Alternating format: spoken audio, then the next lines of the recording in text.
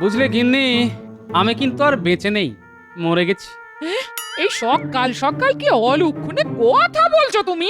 না গো, আমি সত্যি বেঁচে নেই গো। এই কিছুক্ষণ আগেই দেহ ছেড়ে চলে গেছি। ও মা গো, বলি জল জান্ত লোকটা মরে গেল। আমি যে বেধবা হয়ে গেলাম। এবার কি হবে গো? ওরে ওরে, তোরা কে কোথায় আছিস রে? তাড়াতাড়ি তাড়াতাড়ি আয় না, এসে দেখে যা, তোদের দাদু দেহ ছেড়ে চলে গেছে রে। আরে আমার কথাটা শুনবে তো? না না না না না, শোনার কি আছে? সামনে একটা জল জ্যান্ত ভূত বসে আছে, আমি তার সঙ্গে কথা বলি কিভাবে? কি হয়েছে দিদা? দাদুর কিছু হয়নি তো? মরে গেছে, মরে গেছে রে তোদের দাদু, আমাকে ভাসিয়ে দিয়ে চলে গেল। ওরে আমার কি হবে রে? তোদের কি হবে রে? তোদের দাদু যে আর নেই রে। দাদুর আবার কি হলো? ওই তো দিব্যি খাটের ওপর বসে পা দোলাচ্ছে, আর তুমি ভেবে বসলে দাদু সত্যিই মরে গেছে। আরে আমায় পুরো কথাটা বলতে না দিয়ে মরা কান্না কাঁদতে শুরু করে দিলে। তা সকালবেলা এসব কথা বলতে হয়? তোরাই বল। কি আশ্চর্য! আরে পুরো কথাটা শুনবে তো নাকি? আমি বলতে গিয়েছিলাম, কাল রাতে একটা স্বপ্ন দেখেছিলাম যে আমি মরে গেছি, তোদের দিদার কাছে একটু ইলিশ মাছের পাতুরি খেতে এসেছি। আমাকে না বলতে দিয়েই তোদের ডাকতে শুরু করে দিল। কি কান্না, কি কান্না! ও দাদু, স্বপ্ন নিয়ে এত ভাবার কিছু নেই। আর যদি তুমি দেখো মহারাজা হয়ে গেছো, তাহলেই কি সেটা সত্যি হবে? এটাই তো আসল কথা। স্বপ্ন আর বাস্তবের মধ্যে অনেক তফাৎ, এটা তো বুঝতে হবে। যাকে বাবা, ভাগ্যিস তোরা এসেছিলি, নইলে এতক্ষণে হয়তো চিতায় উঠতে হতো। যাই, গিয়ে ভালো করে স্নান সেরে রাজসভায় যাই, একটু দেরি হয়ে গেল আজ।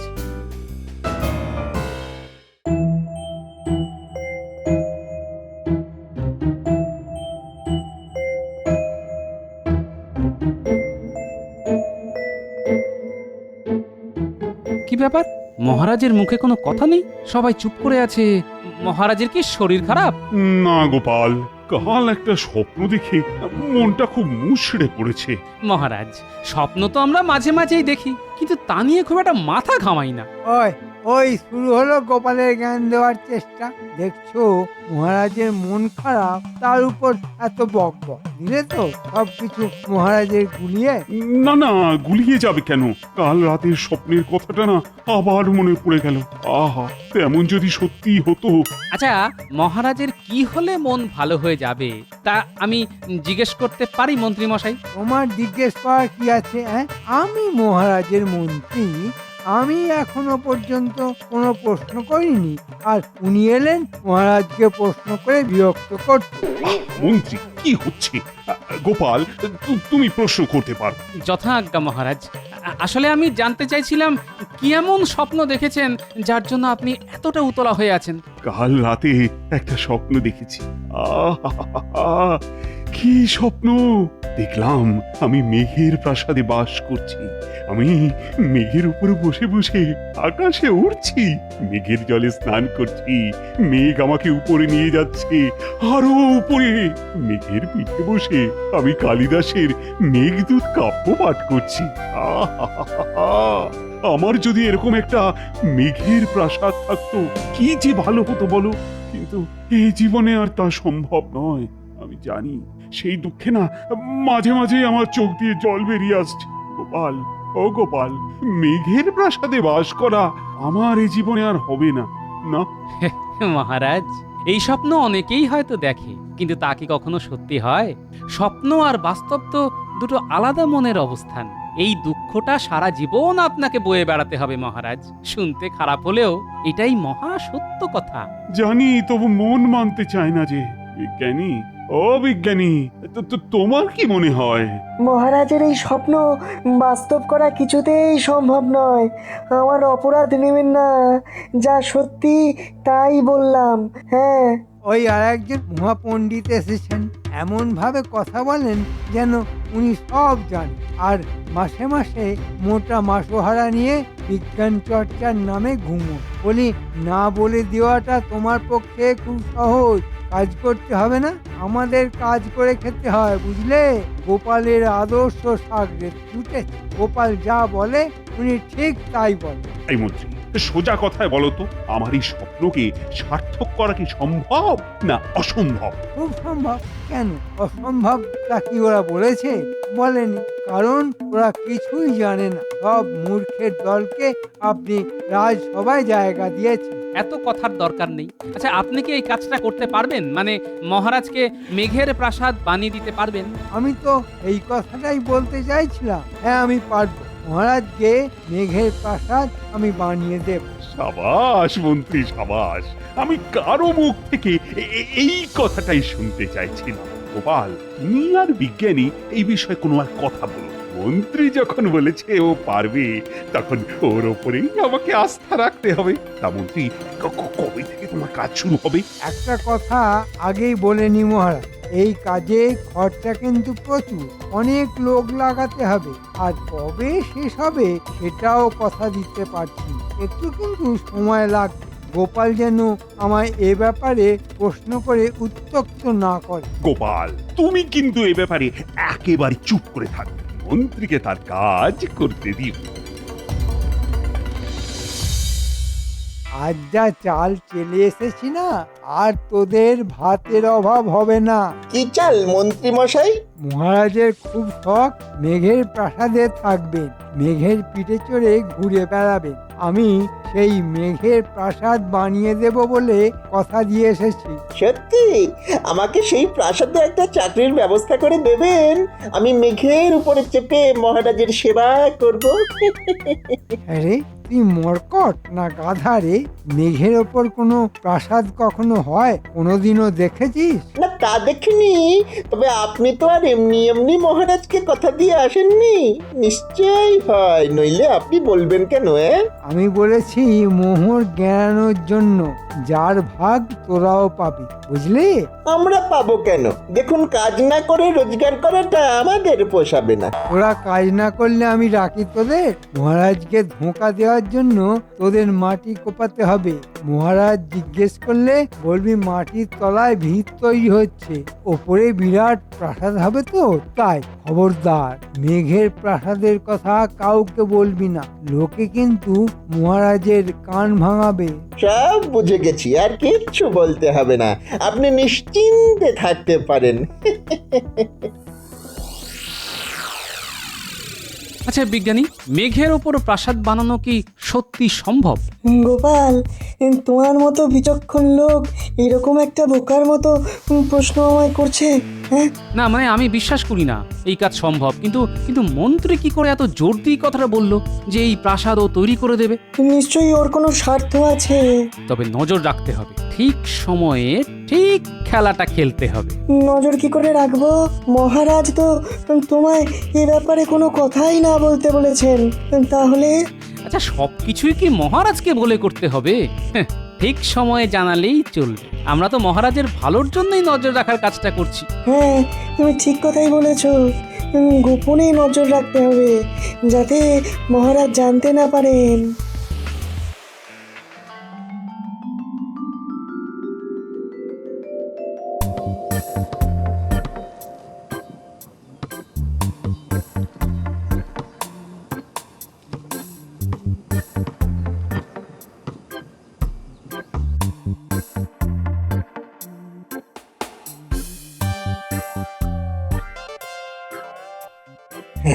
ভালো করে মাটিটা খোঁড়, একদম মাটির তলা পর্যন্ত, যতদূর পারিস। হ্যাঁ, আচ্ছা, পাতালে চলে যাবো নাকি? হ্যাঁ, কিন্তু এইভাবে মাটি খুঁড়লে তো ওপরটা ফোঁপড়া হয়ে যাবে, ধস নামবে তখন। তাতে তোর কি? আমাদের কাজ দেখাতে বলেছেন, কাজ দেখাচ্ছি, ব্যাস। আমাদের কিন্তু এইখানেই থেমে যাওয়া উচিত, আর নিচে নামা ঠিক হবে না। কিন্তু মন্ত্রী কি আমাদের মোহরের ভাগ দেবে? নাকি নিজে নিয়েই কেটে পড়বে? না দিয়ে কেটে না পড়ে আবার। সে তো কেটেই পড়বে। কাজ না দেখিয়ে মোহর রোজগার করা কি ওই মহারাজের নজর এড়িয়ে যাবে? হ্যাঁ, বেটা মন্ত্রী কিন্তু ওই দেশ ছেড়ে পালাবে। কাজ আর এমনিতেই হবে না, এখানেই শেষ। আর কোথায় কাজ করবি? তুই নাকি ওই মেঘের প্রাসাদে চাকরি করবি? হ্যাঁ, মেঘের পিঠে চড়ে মহারাজের সেবা করবি? সে যখন বলেছিলাম তখন বলেছিলাম, এখন আর বলছি না। আগে মোহর, পরে কাজ। হ্যাঁ। আজ আকাশটা দেখেছেন মহারাজ? মেঘে মেঘে একাকার হয়ে আছে, কি সুন্দর তাই না? হ্যাঁ, আমিও দেখেছি কি সুন্দর মেঘের খেলা। তা মন্ত্রী, আমার মেঘের প্রাসাদ কত দূর? মহারাজ, কাজ এগোচ্ছে। এখন ভিত খোঁড়ার কাজ চলছে, সেটা দেখার কিছু নেই। যখন দেখার মতো অবস্থা হবে আমি আপনাকে তা দেখাতে নিয়ে যাব। মনে রেখো মন্ত্রী, জলের মতো মোহর খরচা হয়ে যাচ্ছে, আর কাজ যদি ঠিক মতো না হয় আমাকে প্রজাদের কাছে তার জন্য কিন্তু জবাবদিহি করতে হবে। তবে তবে আজকেই শেষ দিন। হ্যাঁ, মোহর না পেলে আর একটাও কোদালের কোপ মারব না। হ্যাঁ, এই আমি বলে দিলাম। না, ব্যাপারটা শোন, আমরা যদি উপাস দিয়ে বেরিয়ে যাই তবে হয়তো মেঘের দেশে চলে যাব। কি মজা হবে বলতো? দেখ, আষাঢ় শ্রাবণ সব চলে গেল, আর আমরা মাটি খুঁড়েই চলেছি। এখান থেকে মেঘ দেখাই যাচ্ছে না, আর মন্ত্রী বানাবে মেঘের প্রাসাদ। হ্যাঁ, তোর কি মাথা খারাপ হয়ে গেছে? হ্যাঁ, কত মোহর ওই মন্ত্রী গেড়িয়েছে জানিস? হ্যাঁ, না, আমার সামনে তো গেড়াইনি, কি করে বলবো? মন্ত্রী কি এদেশে থাকবে মনে হয়? ঠিক পালাবে দেখবি। আমরাও পালাবো তাহলে। পালিয়ে কি ওই গলা খেয়ে বাঁচবি? হ্যাঁ, হাতে মোহর পাবো, তারপর পালানোর কথা ভাববো। মেঘের প্রাসাদে কোথায় এত মোহর লুকানো আছে তা আগে খুঁজে বার করতে হবে। আর তোরা সারা নগরে তল্লাশি চালা, কোথায় এই প্রাসাদের কাজ হচ্ছে। হ্যাঁ, তা আমরা কালকেই খুঁজে বার করব। কিন্তু তুমি লুকোনো মোহর বার করতে কোথায় যাবে? কেন, মন্ত্রীর বাড়িতে গিয়ে বলবো লুকোনো সোনার মোহর বার করে দাও, ওরা সেটা বার করে আমার হাতে দিয়ে দেবে, ব্যাস।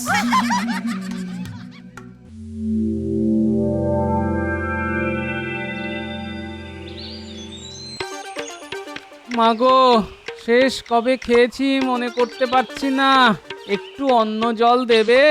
ঈশ্বর তোমার মঙ্গল করবেন। আহা, কি চেহারা হয়েছে গো তোমার! এসো, দাওয়ায় বসো, আমি তোমার জন্য দুমুঠো ভাত ডাল নিয়ে আসি। ওষুধে কাজ হয়েছে, দেখি কোনো সংবাদ পাই কিনা।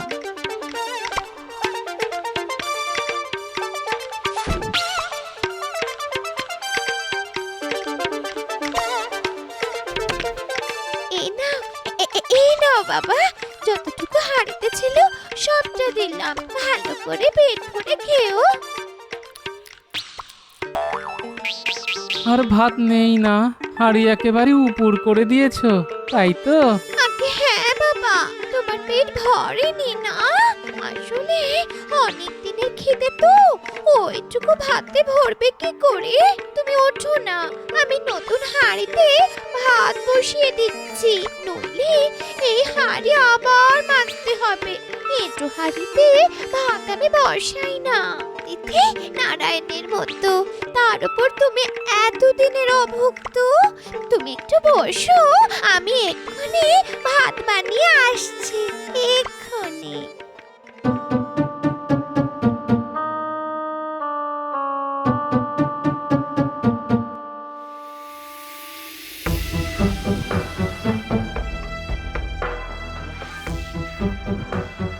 কি এখানে এত বড় গর্ত কোথা থেকে এলো? কাছে পিঠে কেউ নেই তো? তোমরা কে? এখানে কি চাই? জানো এখানে একটা রাজকার্য চলছে। রাজকার্য? এখানে রাজকার্য তো রাজসভায় হয়, তা এখানে কি হচ্ছে? দেখো, এত কথা বলতে পারবো না, মন্ত্রীমশাই বলতে বারণ করেছেন। বাবা, একটা কুয়ো খুঁড়তে এত মোহর খরচা হয়ে গেল।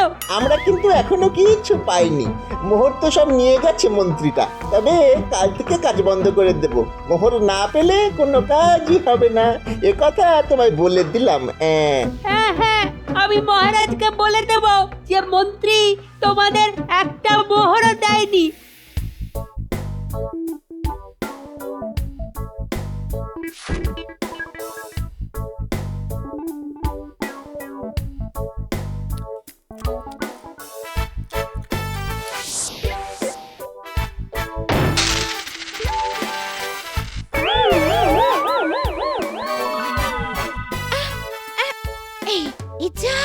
মোহরগুলো যে বেরিয়ে পড়লো, লোকটা দেখেনি তো? মানুষটা মন দিয়ে খাচ্ছে, মোহরগুলো নিশ্চয়ই দেখতে পায়নি। আর দেখলেও বাকি মন্ত্রীর বাড়িতে মোহর থাকতে পারে না।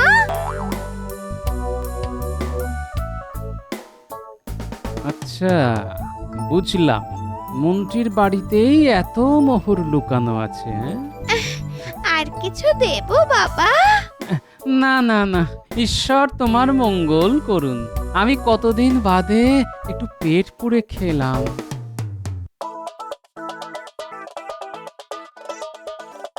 আজ নিজের চোখে দেখে এলাম দাদু, মেঘের প্রাসাদ বানানোর নামে একটা গর্ত খোঁড়া হচ্ছে, আর সেখানেই বোধহয় মোহর লুকানো আছে। না রে, মোহর আমি নিজের চোখেই দেখে এসেছি মন্ত্রীর বাড়ি। শোনো গিন্নি, তোরাও শোন, কাল সকালে সোজা রাজসভায় গিয়ে সবাই মিলে মরা কান্না কাঁদবি, বলবি আমি মারা গেছি। মহারাজ যেন দয়া করে আমার বাড়িতে আসেন, নইলে শেষকৃত্য সম্পন্ন করা যাচ্ছে না। মরণ নাকি? হ্যাঁ, ও আমার মুখ থেকে বেরোবে না। হ্যাঁ, ঠিক আছে, আমি বলবো আর তুমি শুধু কাঁদবে।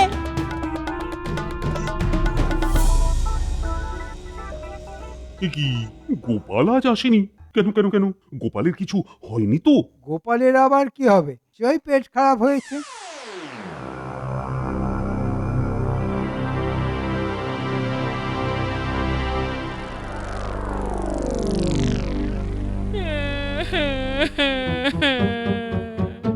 এ আমার কি হলো মহারাজ? আমি তো কখনো কোনো পাপ করিনি। ঈশ্বরে আমার কি করলো? কি হয়েছে?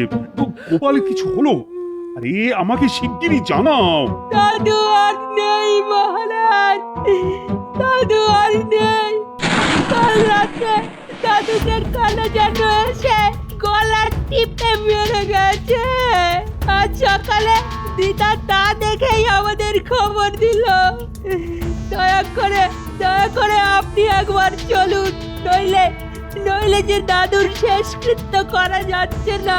কি বলছো এসব?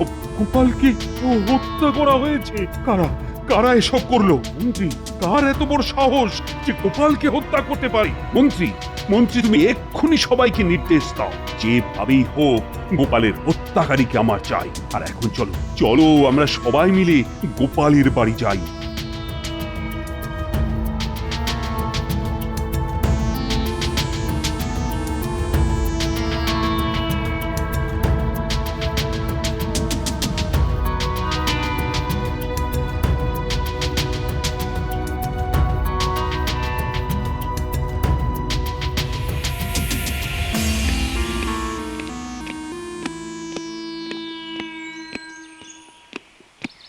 মহারাজ, আমি কিন্তু আর এখানে নেই, মেঘের ওপর ভাসছি। আহা, মেঘের প্রাসাদ যে কি সুন্দর, তা কি করে আপনাকে বোঝাবো। এ কি শুনলাম, তুমি আর বেঁচে নেই? আমার সঙ্গে তুমি মশকরা করছো? মহারাজ, আপনার সঙ্গে মশকরা করার স্পর্ধা আমার নেই, কিন্তু কাল রাতে স্বপ্ন দেখলাম আমাকে কারা যেন হত্যা করে এখানে শুয়ে দিয়ে গেছে। তারা আমার খুব উপকারই করেছে। আমি এখন মেঘের প্রাসাদে ঘুরে বেড়াচ্ছি।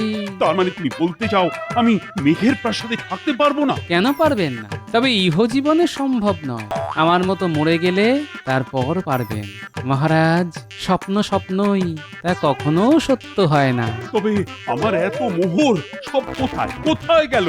আপনি যদি আমাকে ইহজীবনে ফিরে আসার অনুমতি দেন, তো মোহর কোথায় আছে তা বলতে পারি।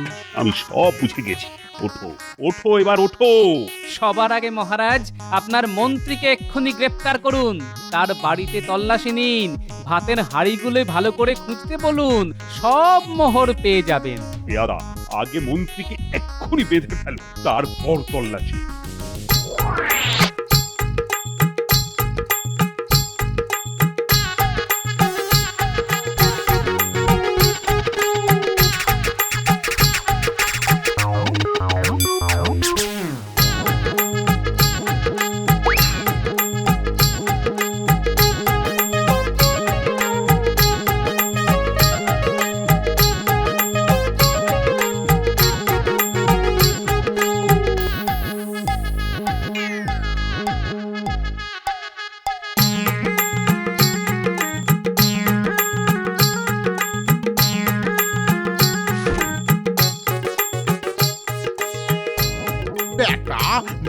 ভূতের হাঁড়িতে পর্যন্ত সোনা রেখেছে, একদিন দেখবি না খেতে পেয়ে মরবে।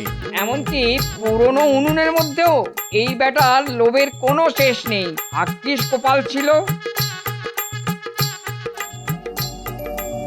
এরকম এরকম লোভী মন্ত্রীকে কি শাস্তি দেওয়া যায় বলতো গোপাল? সেটা আপনি ঠিক করুন মহারাজ। শত হলেও মন্ত্রীমশাই আমার সহকর্মী। ঠিক আছে, ও মেঘের রাজ্যে আমাকে নিয়ে যেতে চেয়েছে, ওকে সেখানেই পাঠানো হবে। রাজ্যের সবচাইতে উঁচু তাল গাছের উপর মন্ত্রীকে বেঁধে রাখলে মনে হয় ও মেঘের রাজ্যেই থাকবে। আমি মহারাজ আমার কাজ করেছি, এবার আমায় বিদায় দিন। বাড়ির সবাই আমার জন্য অপেক্ষা করছে। তোমার জন্য আমার এতগুলি মোহর ফিরে পেলাম, এর অর্ধেক তোমার। না মহারাজ, মোহরের প্রতি আমার কোনো লোভ নেই। আপনার সেবা করাই আমার কাজ। ওরে ওরে তোরা শাঁখ বাজা, বলি জ্যান্ত ভূত ফিরে এসেছে। উলুধ্বনি কর রে, ভূতের মাথা বলেই এত বুদ্ধি। জ্যান্ত হলে কি আর বাট পাট ধরতে পারত? আমি ভূত হয়ে তোমার ঘাড় মটকালে কি তুমি খুশি হতে? বালাই সব, তুমি ভূত হলে তো আমায় ভূতনি হতে হতো। ঘরের ভূত ঘরে ফিরে এসেছে, এর চাইতে বেশি কিছু আমি চাই না।